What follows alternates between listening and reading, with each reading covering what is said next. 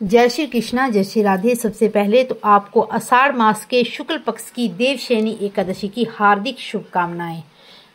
आषाढ़ मास के शुक्ल पक्ष की इस एकादशी में को अधिकांश व्यक्ति देवशयनी या देवशोनी एकादशी कहते हैं। इस दिन भगवान विष्णु 4 मास के लिए क्षीर सागर में शयन करते हैं। इसी कारण एकादशी को हरिशयनी एकादशी भी कहा जाता है। पुराणों में यह कहा जाता है कि इस एकादशी के दिन भगवान विष्णु 4 मास तक बलि के द्वार पर पाताल लोक में रहते हैं और कार्तिक मास के शुक्ल पक्ष की एकादशी को अपने लोक में लौटते हैं। इन 4 महीनों में भगवान विष्णु के क्षीर सागर में शयन करना अर्थात पाताल में निवास करने के कारण विवाह आदि शुभ कार्य नहीं होते हैं। यद्यपि सभी एकादशियों को भगवान विष्णु की पूजा आराधना की जाती है, परंतु आज की एकादशी से भगवान का शयन आरंभ हो जाता है, अतः इसकी विशेष विधि विधान से पूजा की जाती है।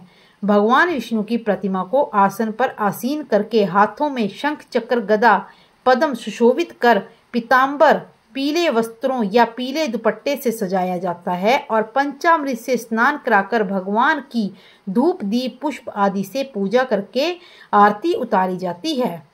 भगवान को पान का भोग और सुपारी अर्पित की जाती है और इसके बाद मैं इसकी व्रत कथा सुना रही हूँ। धर्मराज युधिष्ठिर ने पूछा कि हे जनार्दन, आषाढ़ शुक्ला एकादशी का क्या नाम है? इस एकादशी के करने की क्या विधि है और किस देवता का पूजन किया जाता है? श्री कृष्ण कहने लगे कि हे अर्जुन, एक समय नारद जी ने ब्रह्मा जी से यही प्रश्न किया। तब ब्रह्मा जी ने उत्तर दिया कि हे नारद, तुमने कलयुगी जीवों के उद्धार हेतु अत्युत्तम प्रश्न किया है, क्योंकि एकादशी व्रत सब व्रतों में श्रेष्ठ है। इस व्रत से समस्त पाप नष्ट हो जाते हैं और जो व्यक्ति इस व्रत को नहीं करते हैं वे नरकगामी होते हैं। सभी एकादशियों के व्रत श्रेष्ठ हैं, उनके करने से भगवान विष्णु प्रसन्न होते हैं और परंतु आषाढ़ मास के शुक्ल पक्ष की इस एकादशी का सबसे अधिक पुण्य है।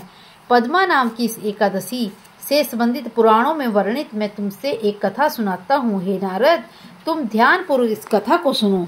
सतयुग में मंधाता नाम का एक सूर्यवंशी राजा था जो सत्यवदी और महान प्रतापी था। वह प्रजा का पुत्र की तरह पालन किया करता था। उसकी प्रजा धन धान्य से भरपूर और सुखी थी। उसके राज्य में कभी अकाल नहीं पड़ता था। एक समय उस राजा के राज्य में 3 वर्ष तक कोई वर्षा नहीं हुई और अकाल पड़ गया।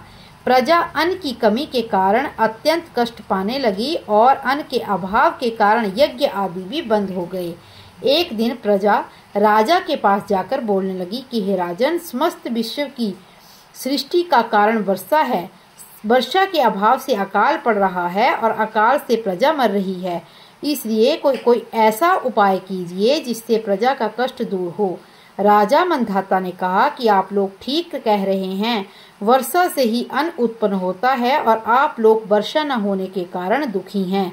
मैं आप लोगों के दुखों को समझता हूँ। ऐसा कहकर राजा कुछ सेना लेकर वनों की तरफ चल दिया और अनेक ऋषियों के आश्रम में भ्रमण करता हुआ अंत में ब्रह्मा जी के पुत्र अंगिरा ऋषि को प्रणाम किया और मुनि ने राजा को आशीर्वाद देकर कुशल क्षेम के पश्चात उससे आश्रम में आने का कारण पूछा। राजा ने हाथ जोड़कर विनीत प्रार्थना की कि हे भगवान, सब प्रकार से धर्म का पालन करने पर भी मेरे राज्य में अकाल पड़ा है। इससे प्रजा अत्यंत दुखी है और राजा के पापों से ही प्रजा को कष्ट मिलता है, ऐसा शास्त्रों में लिखा गया है। जब मैं धर्मानुसार राज्य करता हूँ तो मेरे राज्य में अकाल कैसे पड़ा है?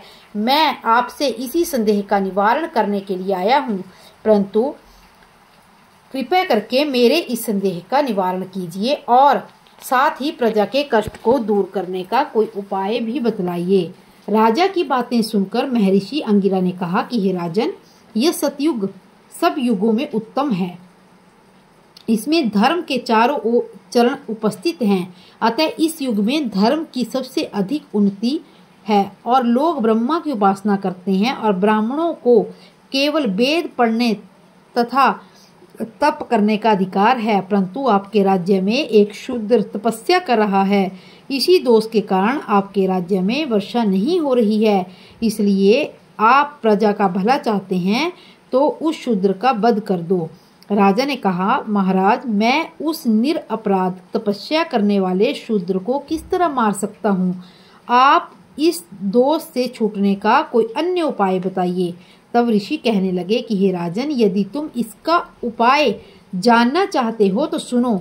आषाढ़ मास के शुक्ल पक्ष की पद्मा नाम की एकादशी का विधि पूर्वक व्रत करो और इस व्रत के प्रभाव से तुम्हारे राज्य में वर्षा होगी। इस एकादशी का व्रत सब सिद्धियों को देने वाला तथा उपद्रवों को शांत करने वाला है। एताए प्रजा सेवकों तथा मंत्रियों सहित तुम इस व्रत को करो। मुनि के वचन सुनकर राजा अपने नगर वापस आ गया और विधि पूर्वक पद्मा एकादशी का व्रत किया। इस व्रत के प्रभाव से वर्षा हुई और राजा को सुख पहुंचा।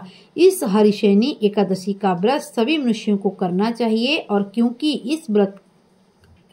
यह व्रत इस लोक में नहीं परलोक में भी मुक्ति को देने वाला है। इस कथा को पढ़ने व सुनने से मनुष्य के सभी पाप नष्ट हो जाते हैं। इसी तरह की और भी कथाएं सुनने के लिए मेरे चैनल को लाइक, शेयर और सब्सक्राइब करें और कमेंट बॉक्स में जय श्री कृष्णा अवश्य लिखें।